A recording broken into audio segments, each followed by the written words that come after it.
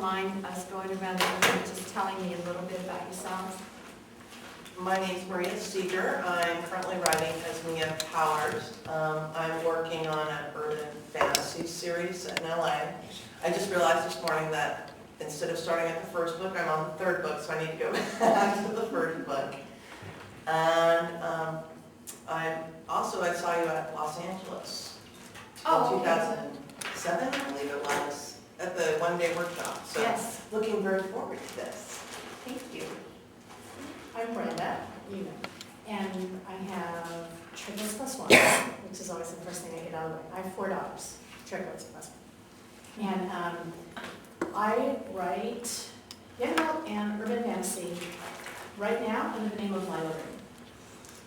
Nice name. Okay, Laura McCard, I'm a teacher, and I have a children's book and a contemporary fantasy romance.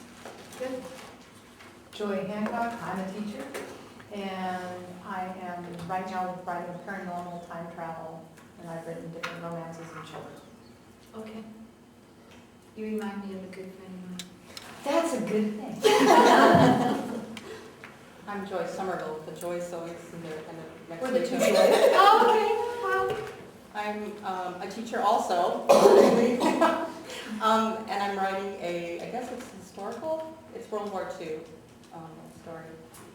Yes, I'm wondering now that we're into 2000, I don't know you if know, it's historical or if not. it's if World War II, because I want to write in that time period too, and I'm just sort of going, is that I've been historical? asking. I would like like to to too. Yeah, It and- used to be anything before the 1900s was 1900s, yeah. historical, Yeah. but that might be changing now. And I'm writing it in a format where it's all letters back and forth from the husband and wife. Oh, how interesting. It's been Okay. hard. I'm Dolores Else. I'm a former teacher. I'm now retired. I write historical fiction. Okay. I'm Vivian Roman. I'm only 11, and I write young adult fantasy and stuff. Yeah. Great. I'm Raquel Roman, and I'm also a teacher. Now I feel really. Yeah. And, I'm writing inspirational fiction. Oh, that's wonderful. And Shannon. I'm Shannon, you know me, and I'm not a teacher. Although I used to teach horseback riding, so that almost qualifies me. Okay. I'm Desiree Gonzalez, and I'm writing a book for the Harlequin Ballets. Wonderful. So you are you actually writing for Harlequin? No, I'm going to be writing one. Since 1986, I've been considered a writer because I was writing for the magazine market. So I've sold, I just haven't sold a book. Okay. So this is the year, book in a year, and I made the commitment to get this book done. I have any number of books that are in different processes, so I picked this one. Wonderful. I'm Janet Trosted, and I write for Harlequin Steeple Hill, their inspirational line. Oh, okay. Steeple Hill, I know. Okay. Sorry. I'm Gail Francis. I write under Gail Kimberly, and I've had 18 books published. Some of them were children's, some of them were science fiction. No romances, and I'm trying romances now. And I'm not a teacher either. I just write. Who do you write for? Pardon? Who's your publisher? Oh, well, the last publisher I had was Kensington, Okay. and that was the last book that I sold. I Okay. haven't sold anything for quite a while because I did most of that before 1985, I think. Okay.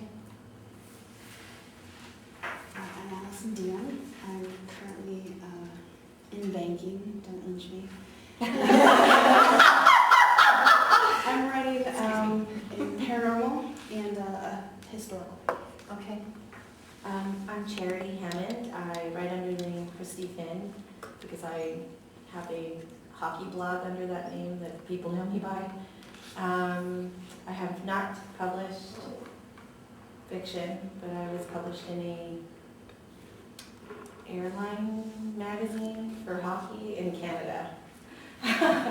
And I write either contemporary, single title, or contemporary women's lit, whatever it's called now. Julie Rafe, and I'm a historical romance. Good. Well, thank you very much. So I know a little bit about you. I think I have number 16 coming out. This book that's coming out is number 16 right now. So I've been in this business for a while. I still don't consider that that I know everything that there is to know about it. But let me tell you what some successful actions that I do have, and hopefully can pass on to you. So we're talking about setting and story. The first thing I have to say about that is that they're two totally different things. When I was looking at it to go over setting and story, setting and story, oh wait a minute. They're like so totally different that I thought I would take them first setting, and then if we have time we'll do story. Because they are two different things. And I just want to start with setting. I looked it up in the dictionary, okay? And it's interesting because I thought, okay, well, setting, what is it? It's place, of course, but it's also time. So I looked it up in the dictionary, and it is place and time. Thornhart, what's the name of that dictionary? Thornhart, Barnhart and Thorndike, or that's the dictionary, whatever. Okay, so place and time. Time is important because, of course, if you're going to be writing about something in a particular time period, let's take Native American, is going to be totally different than if you were writing about present time Native American, obviously. I mean, that's an easy one because they were free then and now they're on reservations. I mean, they're kind of free. They're in our society, but we won't go there. Setting. Okay. First of all, I just wanted to do this. Setting is so important because you don't write for yourself. A lot of people think that you write for yourself. And so one of the first things that I usually go over with writers is that you are always writing for someone else. Communication is very, very, very important. And while the ideas are yours and the storyline is yours, if you can't communicate that in a way that someone else gets it, so to speak, you're not going to reach your audience, and that's the most important thing about writing. When people pick up a book, particularly what we write, they want to be taken somewhere. They want a journey, they want an adventure, you are writing for people who can't adventure for whatever reason. It might be a job, and they can't go out there. It might be they're disabled and they can't travel. It might be a lot of different things, but you're basically writing little stories for people who can't necessarily at that moment in time go out and have that adventure.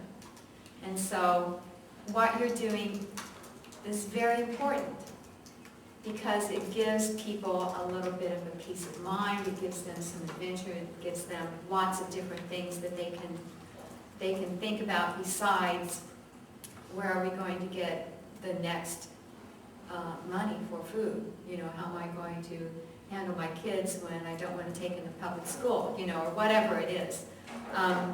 So that's the most important thing about writing is knowing that you are adventuring for a lot of other people that must communicate. Your setting is so important in this, and let me explain why. You want people to feel the environment as though they were there. They want to be able to smell the smoke. They want to be able to feel the dew on the grass. They want to feel like they are living that story. And your setting does this. If you have your setting correct, a person will get into that story and they'll feel like they are that person. They are experiencing exactly what you're telling them. So for once, I kind of feel like maybe I know. Let me just read these few things. These are fan letters, okay? I just want to read this, okay? It says, you bring the characters to life so vividly. And then here's another fan. As you read, you can feel the pine needles beneath your feet. It's as if you're walking it, feeling it, perceiving it. Okay?